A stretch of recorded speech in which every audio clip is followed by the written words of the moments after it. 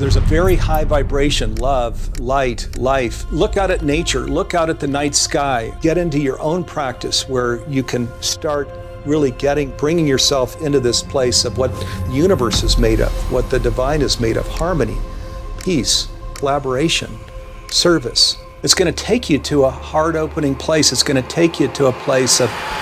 Steve Farrell is an entrepreneur, a global leader in the consciousness movement, and co-founder of Humanity's Team. From a Silicon Valley founder to spiritual visionary, Steve has dedicated his life to elevating human consciousness and fostering unity across the globe. And we're always guided from beginning to end. Where we're given vision, we're always given provision. It's true. What we say in Humanity's Team is, if you don't go within, you go without. And if you do go within, you will be provided. It will come to you, both the vision and the resources. Wow. The Icons are a show where we learn life lessons from those who achieved iconic success. And today, I'm excited to explore a wider perspective on that word, success, through the lens of consciousness and oneness. Steve Farrell, welcome to the Icons by Motiversity. Tyler, hey, thank you for having me. I'm excited to be here and looking forward to this program. Likewise. It's a real joy. It's been fun looking into your story, looking into the work that you do.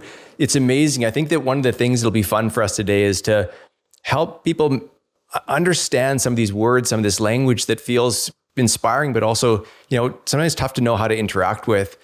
And I've heard you say this quote, modern science has affirmed that everyone and everything in the universe is made up of energy that is intimately connected and interdependent. What does that mean to you?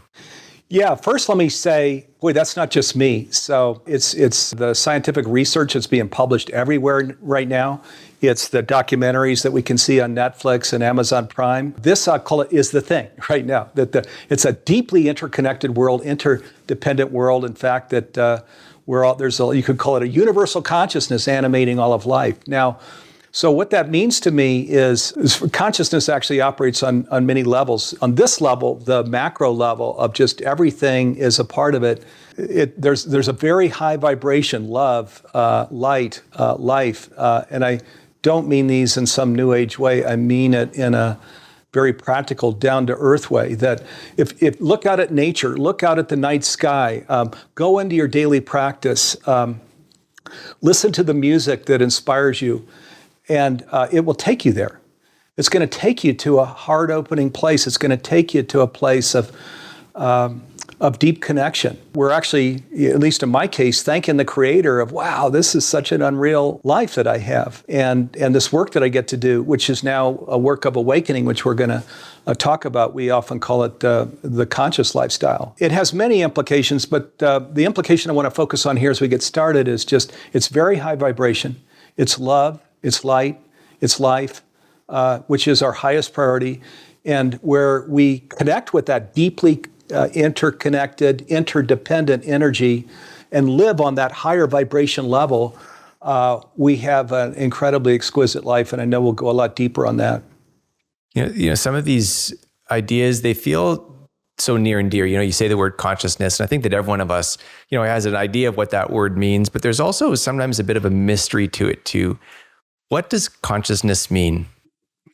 So consciousness operates on many levels. So there's the individual consciousness of just, if I'm just sitting here and I'm not conscious, of what I'm talking about now, this deep connection. There's the level of just what I'm thinking, the consciousness of me as a separated person. The consciousness that we're talking about, though, is the consciousness that is of the universe, of the cosmos, of as we know, there's almost a perfect bridge coming together between science and spirituality. My science friends talk about this consciousness as us being sovereign to this one body or one consciousness. They talk about it in the sense of we're inseparable from that one consciousness. They almost sound like spiritualists, but they're scientists. And they're sharing, so the posture you should walk around in, the self-image you should have, the just incredible sense of who you are and the power that you can stand in. It's amazing listening to science. This Nassim Haramein is the person I'm talking about right now with this Resonance Science Foundation. And of course, spiritual leaders down through the ages have been sharing this. My gosh, Plato and Hippocrates, this this universal consciousness. They were the ones that back in 450 BCE said that indeed there's a universal single consciousness of which we are all a part. And then down through the ages, there's so many people that have talked about this. In the 20th century and now in the 21st century, there's an explosion of scientific research and documentaries that are talking about this. There was this notion that kept coming up as I was researching your work, and it's this idea that science is now catching up. And it does feel like we're kind of in a moment where, we felt like, I think our brains allowed us to feel like for a long time that science was leading the way. Like this was the thing that was uncovering truth. But maybe there's a reversal to that it is catching up. And to these things that we've known for a long time and can easily forget. And one of the things that it jumps out to me is I think about this idea of kind of universal consciousness. Because for me, it's still some new ideas to wrap my head around. But there's this term oneness.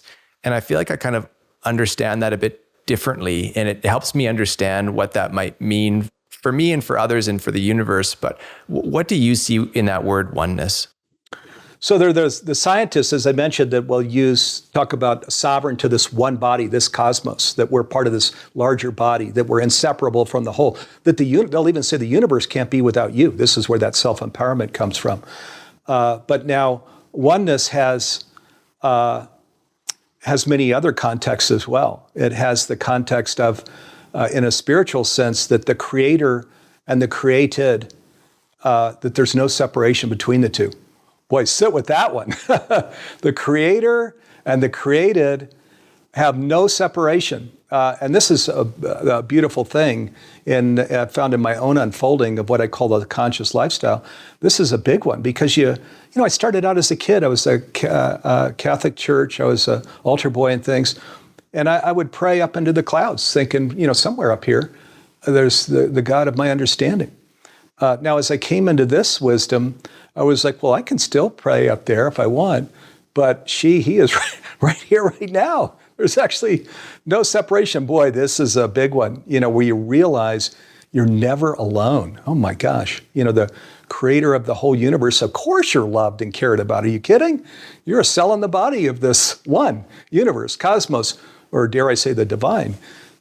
So oneness, that's a really powerful notion. That turns a lot of these belief systems that we grew up with, me and the Catholic Church, upside down, or maybe better said, right side up. Oh, interesting. Well said. There's this quote from Rumi that came up as I was looking into this, and it feels like with some of these things, again, they're new words for a lot of us to interact with, but in the same way, they feel like it almost allows us to take a deep breath. Like when we hear it, it makes sense to us in a way that feels, like there's a depth to it. And this Rumi quote is, "You're not a drop in the ocean. You are the entire ocean in a drop." And I find that's just so warm, so rich. What would you hope people hear in a quote like that? Well, first, let me say, here again, the scientists and the spiritualists are coming to the same conclusion. The scientists here are saying we're holographic, that so you've got the whole in all of the parts as we go down through life. And then, as you mentioned, Rumi and spiritualists say, yeah, you're the whole ocean in a drop. So here's what I understand, Tyler, about that, the whole ocean in a drop. It's what I've felt into for many, many years. It's, first, like an oak tree comes from a little seed, right? Well, was anything added to that little seed? Some soil and water. Right? It grew into that oak tree, right? Or redwood tree, right? Or sequoia tree. Wow, a little teeny seed grew into that. And it was all there in the beginning. So we have examples of this right here in life.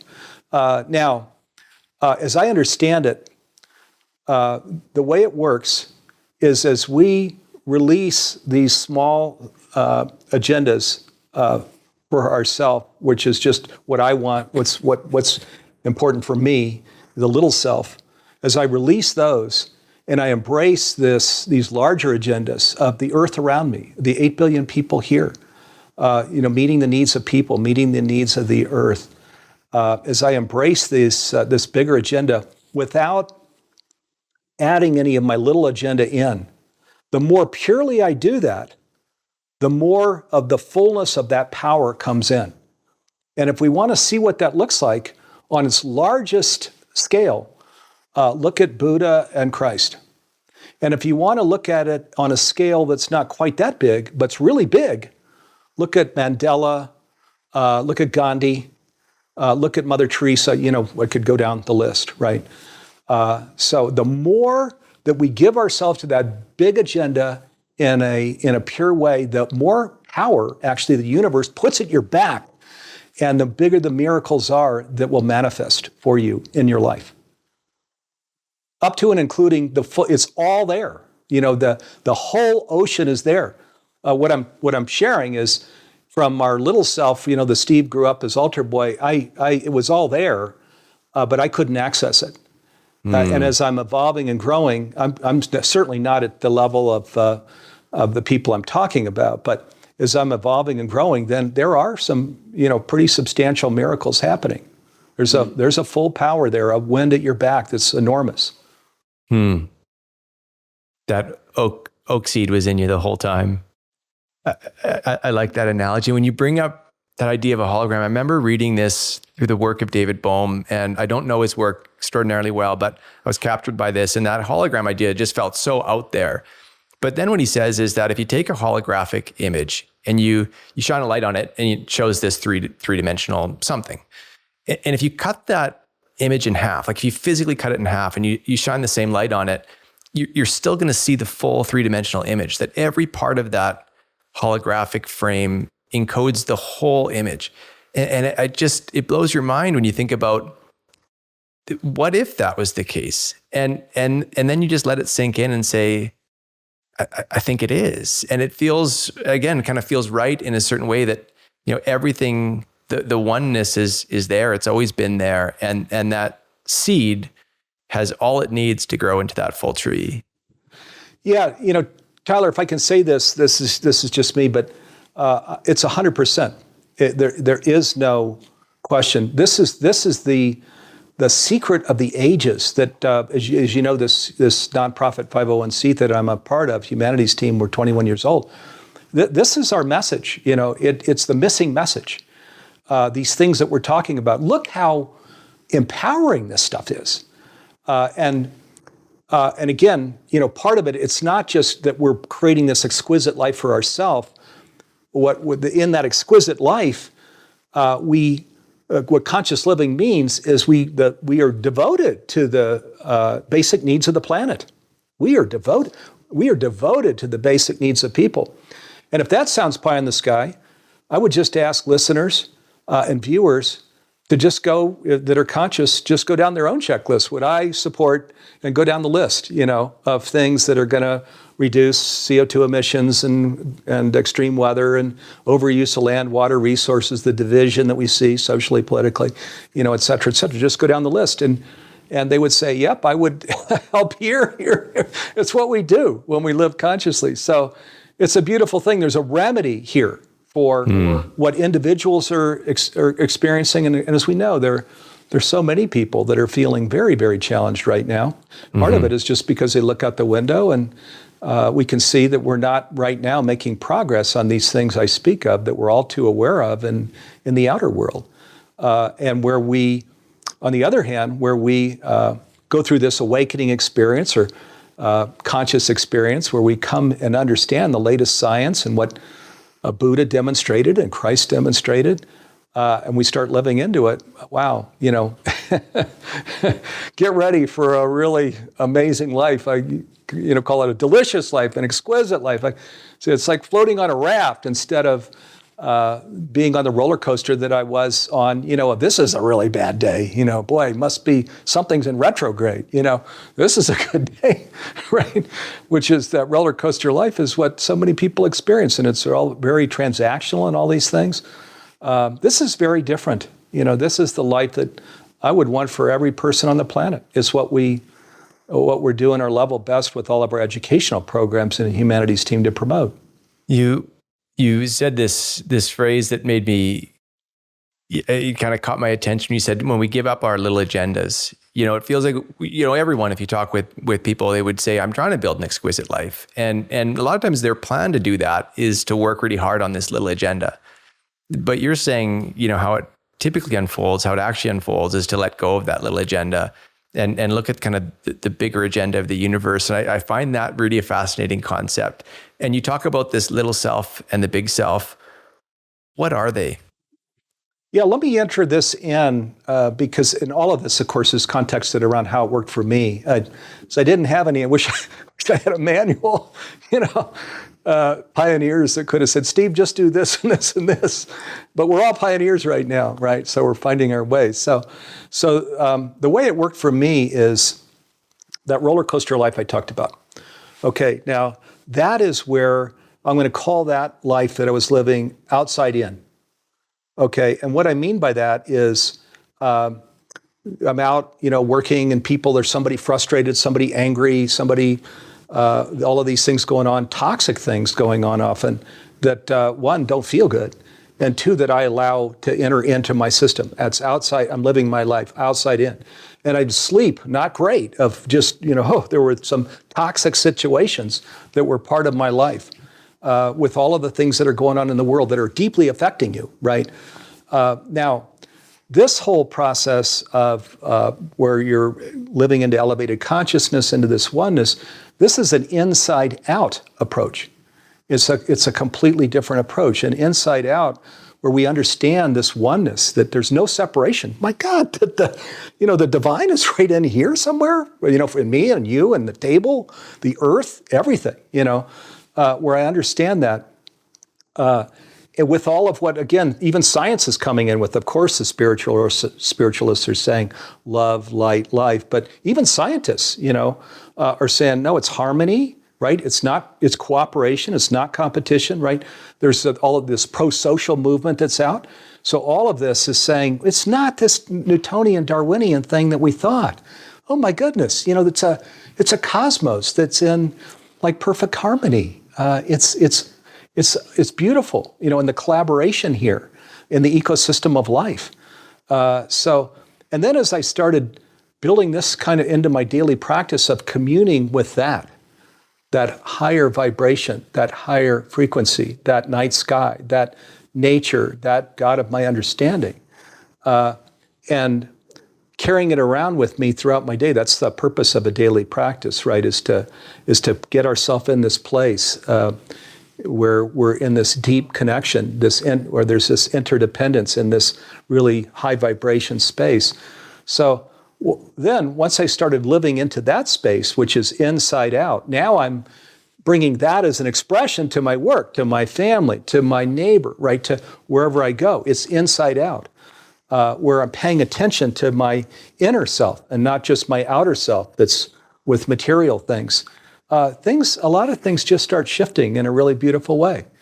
Let me give you an example. As my wife would tell you, been married a lot of years, going on 25. I was more about, I really want to go to this place and do this and this. And with my family and even my coworkers, it's a lot of fun to say, well, what would you like to do?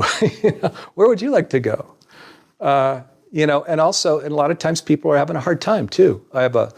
Both of my kids were adopted at birth. I have a son who has a severe case of OCD. He can have some real challenges, sort of sitting and having real quality time with Dylan and talking and things. So this inside out thing, this oneness thing, this elevated consciousness thing, it shifts us into this place where part of this delicious life or exquisite life is we start opening our heart, giving of ourselves.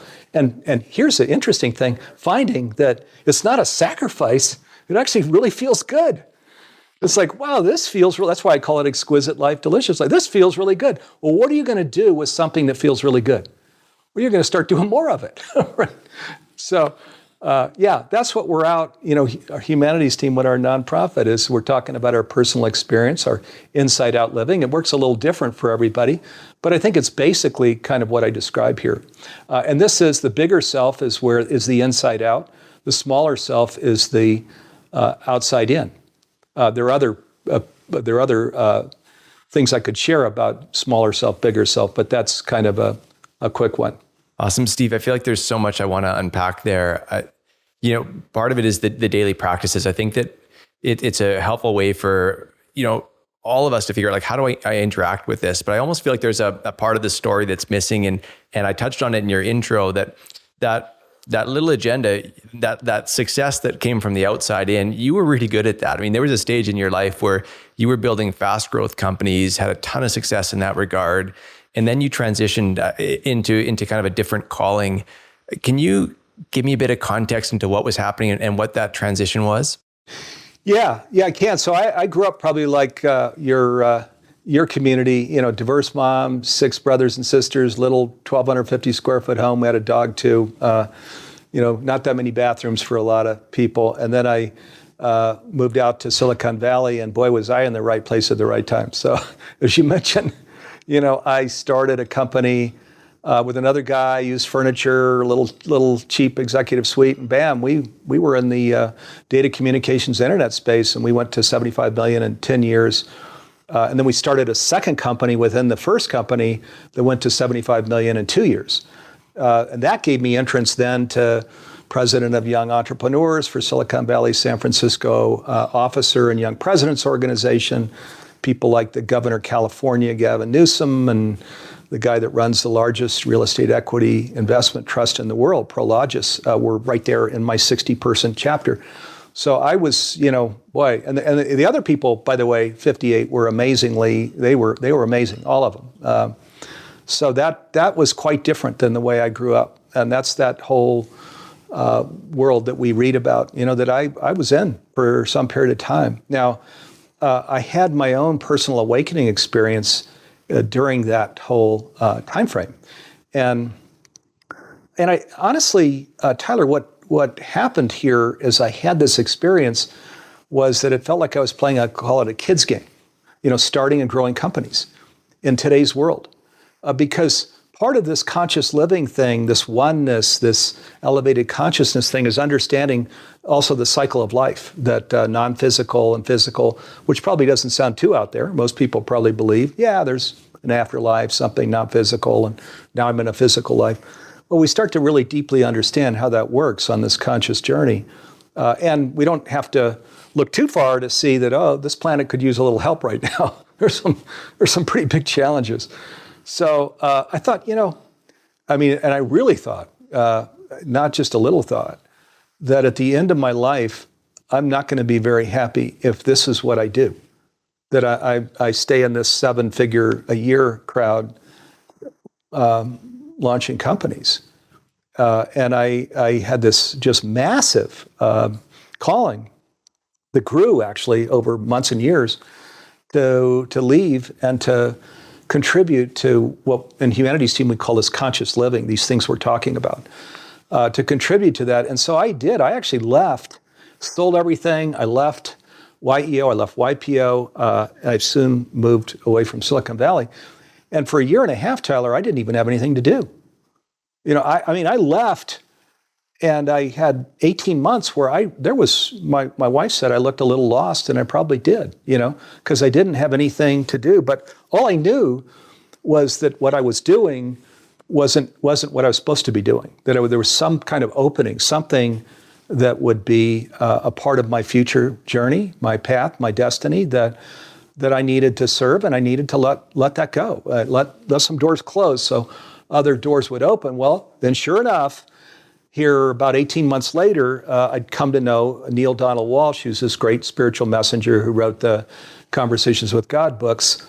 And he reached out to me to say, hey, would you help me start Humanities Team, this nonprofit? And so we co-founded it. I launched it with him. And 6 months later, he said, would you, can you lead this thing? So 21 years later, here I am. Wow. I find that so powerful because I think it shakes up a lot of, the autopilot that a lot of us are aiming toward, the path that we're on, trying to achieve on. And in lots of ways, when you think about that, quote unquote American dream, you were living it, you were leading it. And then you had this realization that, this isn't my purpose. And I think that a lot of people resonate with that. I think a lot of people feel like what I'm doing doesn't feel like what I should be doing. And they need to try to figure out either what their purpose is, or if they have figured it out, how to start enacting it. What would you offer somebody who's feeling stuck with their purpose? I would offer that they just try some of the things we're talking about, the really basic thing of one, actually, where I would start is with compassion. People feel like they've been incredibly challenged, health-wise, financially, a lot of time in their relationships. People are dealing with a lot. There's anxiety, a lot of times even depression. So I would start there with just compassion, that if any part of what I'm saying is true, that the universe can't be without you, that there's no separation between creator and created, okay? If there's any truth to that at all, my God, we have got to find compassion in here, for we're a part of that, right? We're a part of that, the universe, the divine. My God, we deserve incredible unconditional love, and which, by the way, is here. But see, the thing is we almost like put a blanket over our head to not let it in, because we all grew up, unless we grew up as a Sufi, which I didn't, and I don't know anybody that did. We all grew up with the Newtonian Darwinian of, there's not, everything is separated, of course, right? The earth is not part of me. You're not part of me, right? So we grew up that way, and then we put this pressure to create success, in this American dream way, and that digs us into this deep hole where all these things are going on in today's world. So I'd start with just compassion of really, really loving yourself, letting the universe love you that does love you, letting the divine love you that does love you. So compassion. Then next is create some quiet time. This daily practice thing of just turn the world off and just go to a place where you can go, outdoors or indoors, where you can quiet your mind and just say, okay, universe, okay, divine, give me some direction here. What are, this inside out style of living, this conscious style of living, this oneness, this unity thing, give me a little direction, guide me. And I will promise you, if anybody that is earnest about that and tries it will be guided. You will be guided, because we're not alone. And that'll start your own journey, your own unfoldment. And we're always guided from beginning to end. Where we're given vision, we're always given provision. It's true. So once you get your vision, just like Tyler with this incredible program that you've created, an organization, that vision, bam, here you go. With Humanity's team, here we go. So people will be given the resources to get to their destination, and the vision that comes to them through that whole quiet time. What we say in Humanity's team is, if you don't go within, you go without. Mm-hmm. If you don't go within, you go without. And it's true. And the opposite is true too, and that's the beautiful one that starts you on the way to this exquisite life of, and if you do go within, you will be provided. It will come to you, both the vision and the resources. Wow. I almost want to reinforce that, maybe even just for myself, but when you're talking about, you're talking about these big things, these weights that people are carrying around, and in that world of survival of the fittest, it can sometimes feel like I am anxious, I'm isolated, I'm depressed, I'm not feeling the way that I should. And you're saying, the practices are be compassionate with yourself, be compassionate with the world that you're in, and then take time to yourself and listen and reflect. And is that what it starts with? Like I think that people are wondering, like, are there more steps I have to take, or could I really just trust those two things? What's your experience of going through hard times yourself or for others? Like, is that where they start? Yeah, absolutely. And let me say, I'm just like everybody listening here and watching this program, that, I was the middle kid in a family that didn't have anything. I paid for my braces when I was in the 6th grade. I didn't have anything. And if you read my book, my guidance counselor was telling me, Steve, you're average. You were just average. This is kind of what we grew up with this, right? And so that there's a lot to shake off with is what you're getting to, where we can get in these deep holes where it doesn't feel like I got the meaning here. I'm not feeling the purpose. I'm not even feeling great about myself. I'm certainly not feeling great about the world, right? These things. The beautiful thing is we can shift this and turn it around from any home on the planet. We really can. And we don't, the material stuff, I walked away from that in Silicon Valley because I could see, I sat there. I wasn't just in the front row. I was on the stage with all these people, living that. And we don't need to spend the time going into that, but I will just say this, that material success thing, the American dream as we understand it, where we go into that privilege, that's not it. Okay, that is not it. The stress on those people in their lifestyles. I actually have compassion for the billionaires there because I know what that lifestyle is like. The transactional, just drive it to your destination. Doesn't matter what the journey or means are, what pressure that puts on your partner and your family and your coworkers. You don't want that. That is not the ladder we want to climb. And on the other hand, this ladder, which from a little hut, any place on the planet, you can climb this ladder. You just quiet the world around you. Just understand the science. And by the way, we have lots of free programs on the Humanities Team website. But the articles are everywhere. The documentaries are everywhere. We don't need to go to Humanities Team to see what I'm talking about is true, this deeply interconnected world. And if you just give it a chance and just quiet the world around you and just take some of these first steps, compassion, going within, these are stepping stones that'll take you to this beautiful place that we're talking about. You bring up this world that you'd built and kind of left, and then the world that you've now created. And I think, where my brain goes immediately is, well, not everyone can do that. Not everyone has had the business success where they can take 18 months off and build this new thing. And so my hope would be that people don't feel like, well, I can't make a move like that. I'm curious, when you think about both those worlds, what have been the qualities that worked in both? What have been the things that allowed you that were almost universal? Maybe the leadership lessons that you learned there that are now being practiced here. Like, what are the things you didn't need to change? I think is the question I'm asking. Yeah. So let me first say, just so people, can stay with me and don't think, oh, he's good for him to say.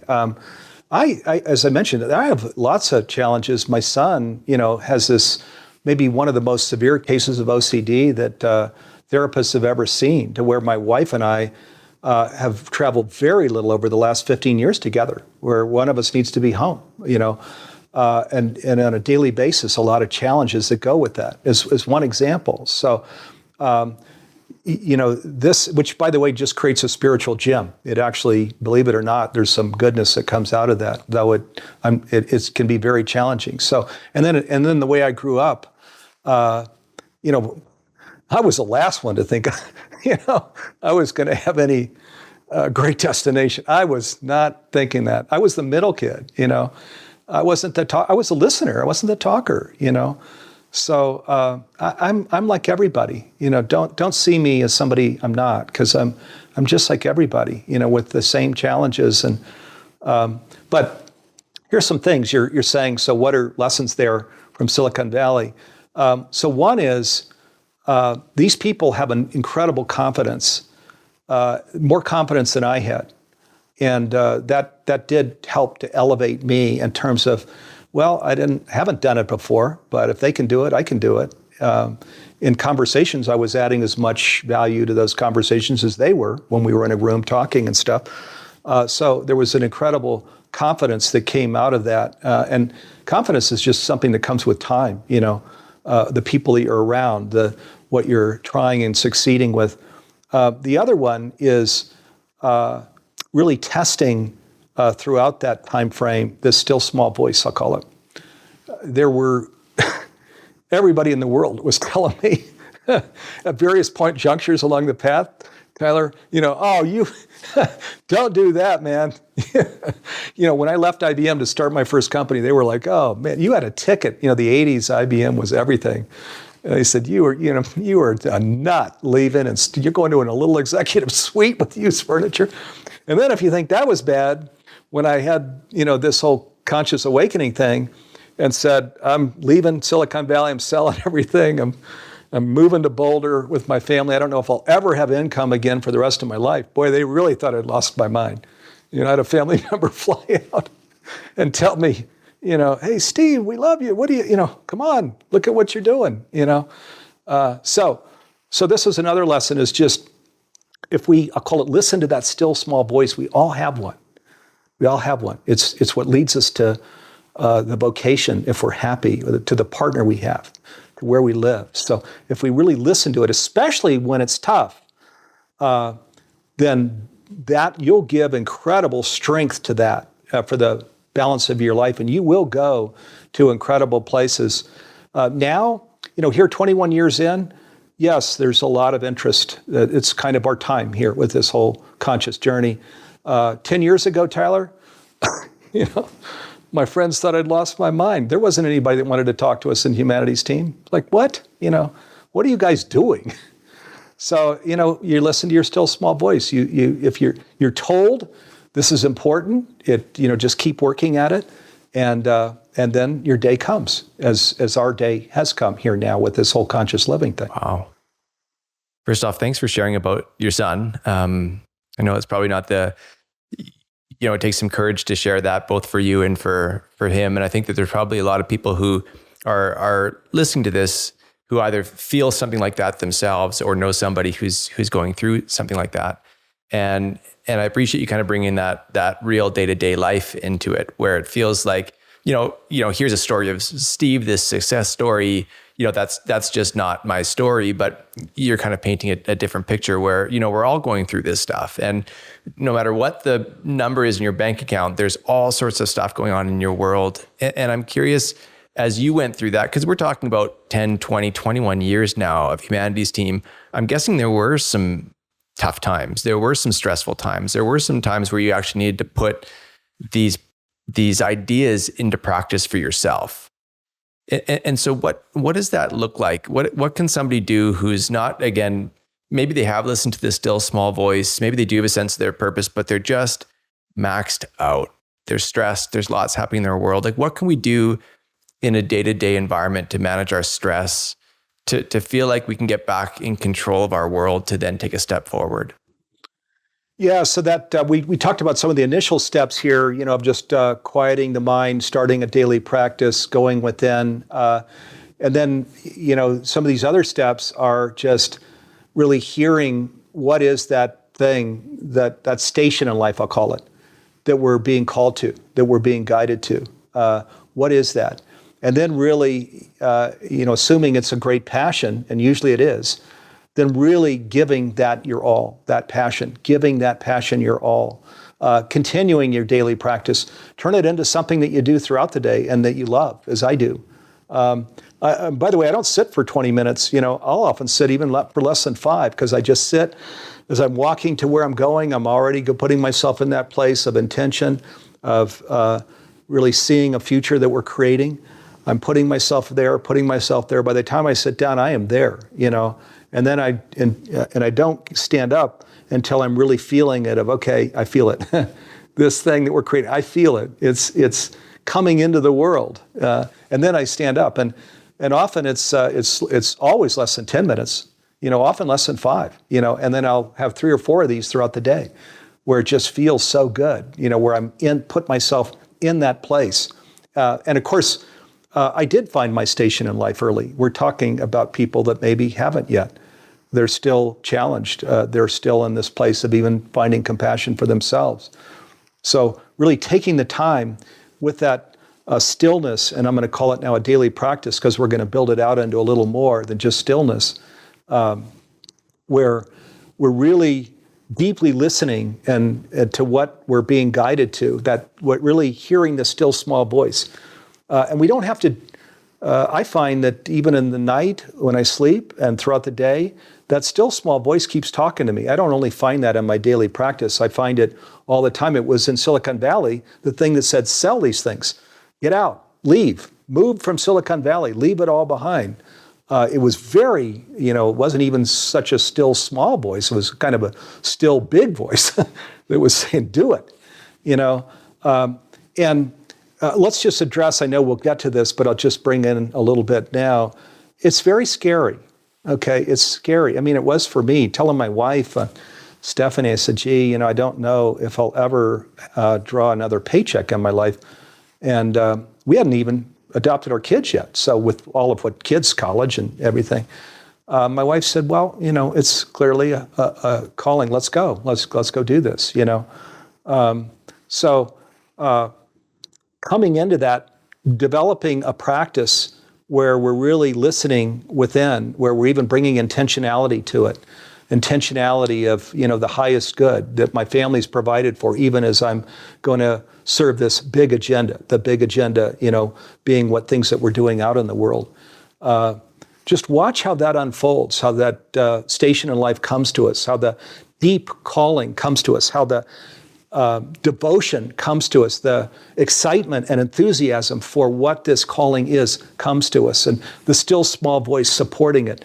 What happens, and I've seen this happen for so many people, not just me, is I call it a boomerang effect, where as we're serving that big agenda, some really beautiful, unreal things happen. So, for example, the studio is in my home in Boulder, Colorado. It's a beautiful home. And when we were looking to move in 2007, the realtor, the owner, wanted a whole lot more for it than we could afford. We came in, I think, 20% below, we didn't think anything was going to happen, but bam, the owner decided to sell, and here we are 17 years later, living in a beautiful home. That was, how did that happen? There's even a bigger story, which I don't have time to tell, of just the incredible miracle that was.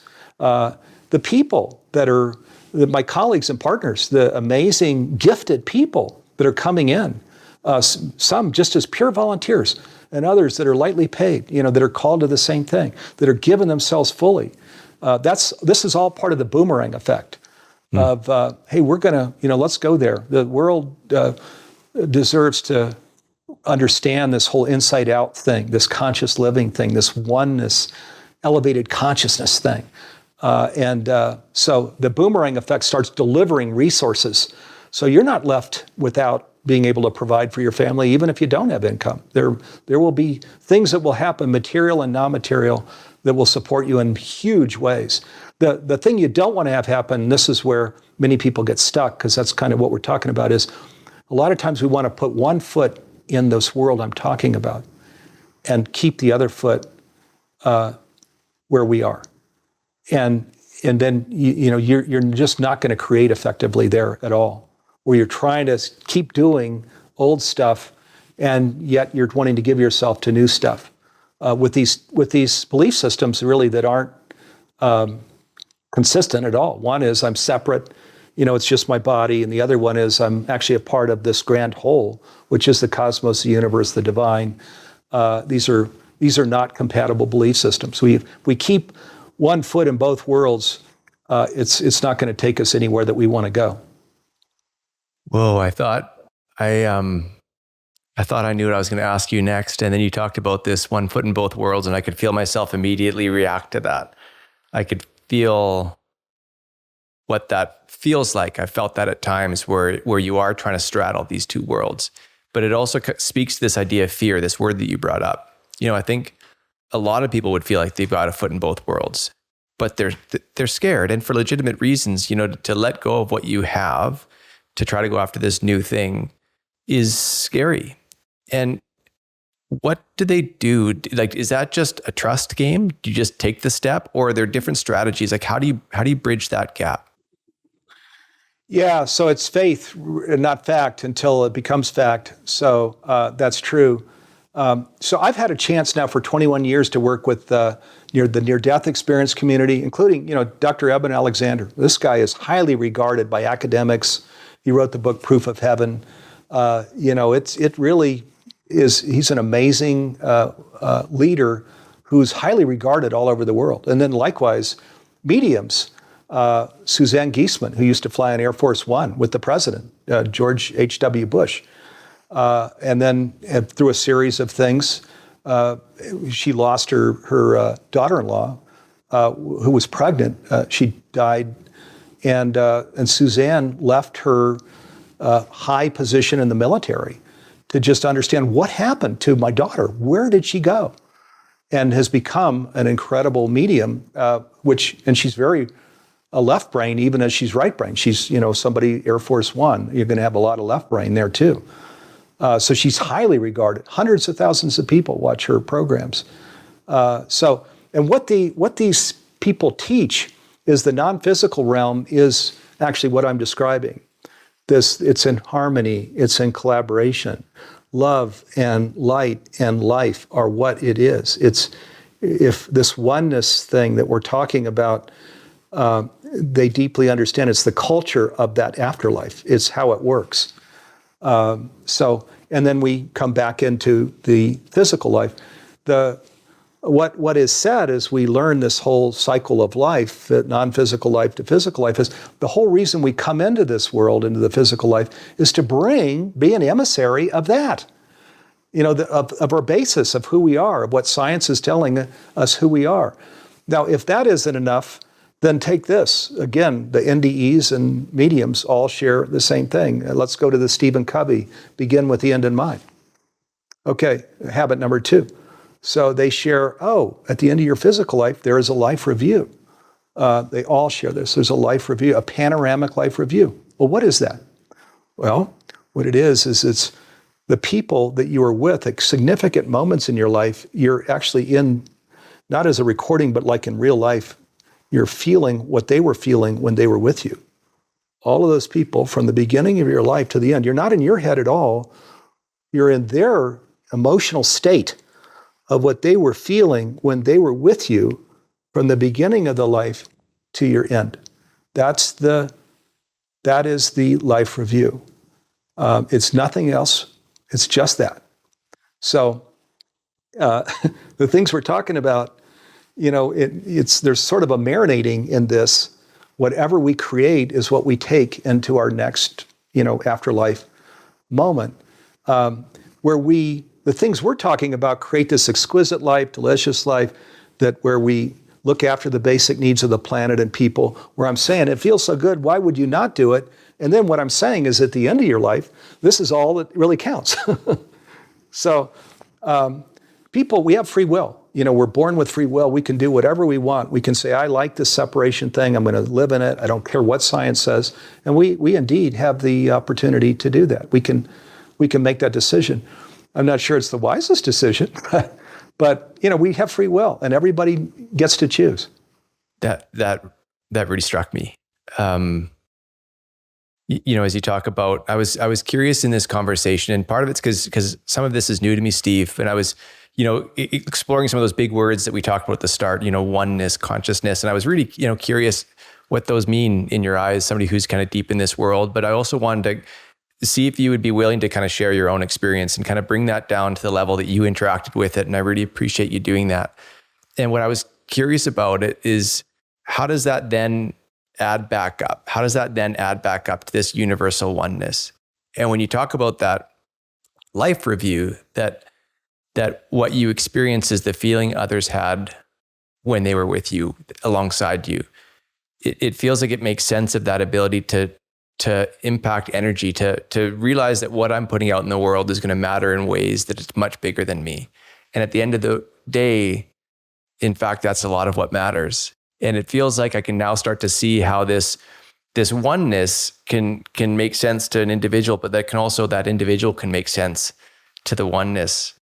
Thank you for sharing that. Yeah, no, thank you. I think this is really, everything has its time, right? So there was the information age, right, when IT and technology and personal computer all were explosive. I do think we are now in the age of consciousness or oneness. History will tell us here years from now. But I think this is the big thing emerging because, again, science and research are getting published everywhere. Documentaries are being made. Clearly, this is something new on the scene that's coming in that people are looking at and wanting to understand where these things I'm talking about. Almost everybody's heard these things.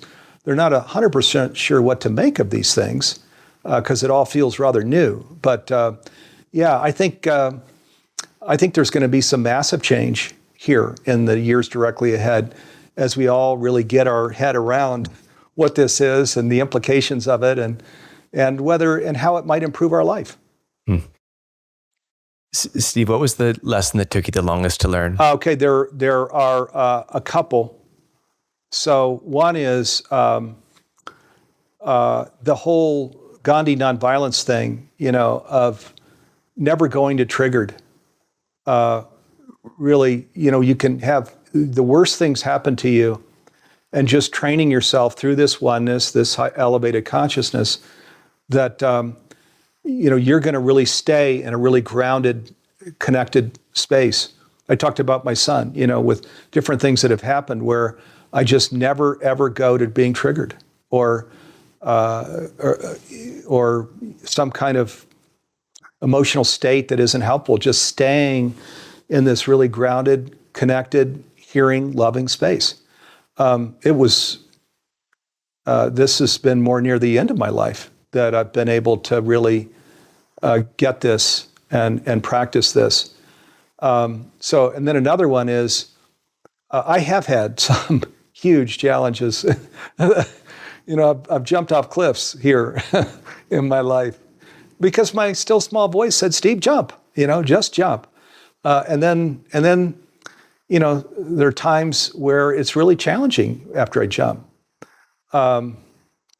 And so just teaching myself to stay relaxed. Stay relaxed. Steve, this has happened before in your life. Don't allow yourself to tense up or get stressed. Just stay relaxed. The vision, provision thing, Steve, this one. You've been through this. There's another side of this. You're just flying through turbulence now. So both of these, I would say, are very much, later in life lessons for me. Thank you. If you think about your son, I don't know how old your son is, or you think about kind of the 20-year-olds that are around you or that kind of that age, that stage of life, and you think about all that's going on in the world right now and what they're making sense of, thinking about, experiencing, what advice would you give that 20-year-old in your life? This, where we were talking earlier about the inside out life versus the outside in, boy, I would invite them to really look at that and understand that. Just give a little thought to this notion that we grow up with just letting these toxic things affect us, and we take them in, and they emotionally affect us as we take them in through the movies we watch, the news we watch, the things that are happening out there. That it's all we find. Oh my gosh, it's an outside in type life, and even if we win the lottery and get this big American dream success, what I'm sharing is it still isn't serving you. This outside in thing, it's not serving you because everybody's stressed around you and you're afraid of losing it all and all this stuff. So outside in, I would say to a 20-year-old, just give some thought to this notion that maybe science is true and what these people earlier in the planet's history have modeled is true.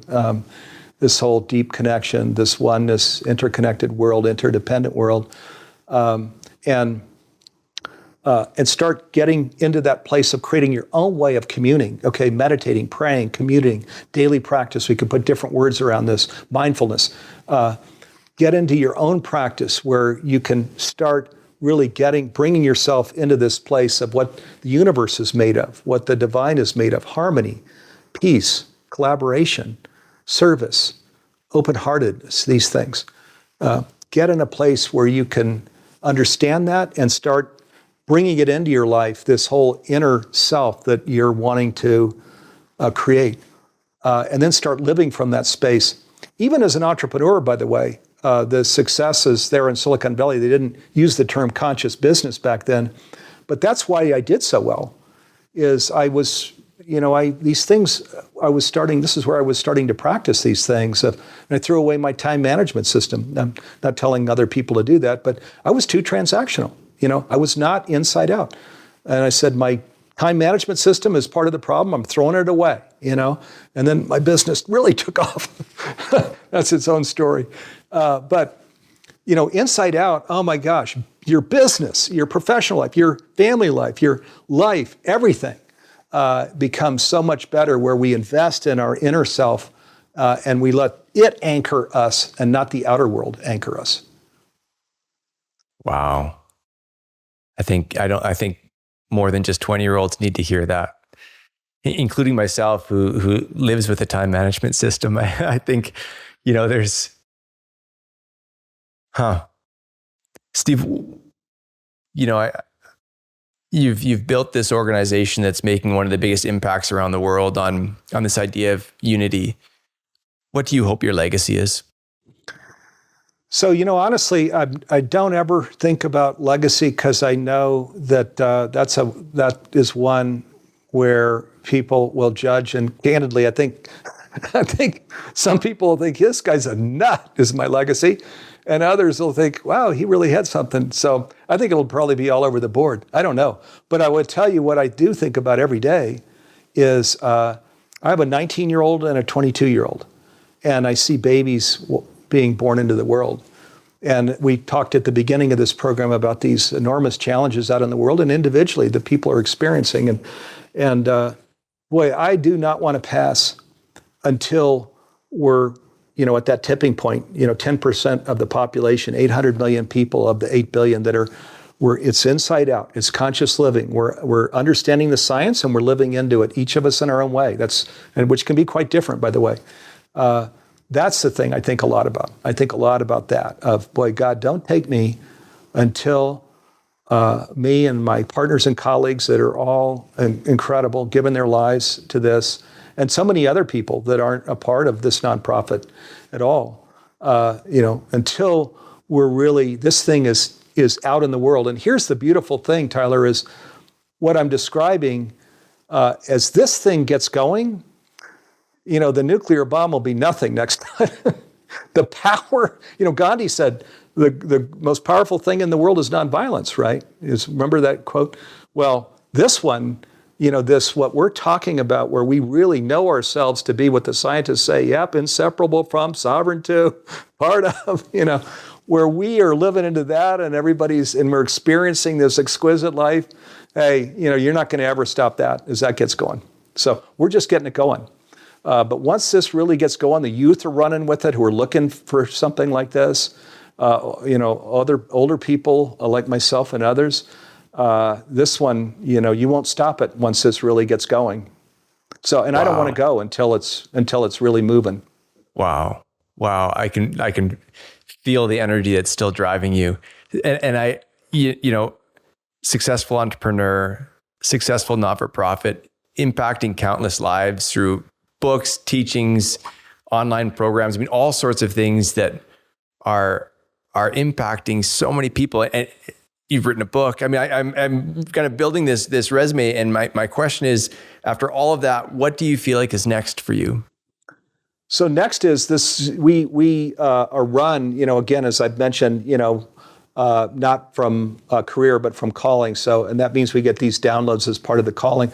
One of the downloads that came in the last few years was make conscious living pervasive worldwide by 2040. Okay, that's 16 years from now. So pervasive means you're at a tipping point. It's not everywhere, but it's beginning to tip.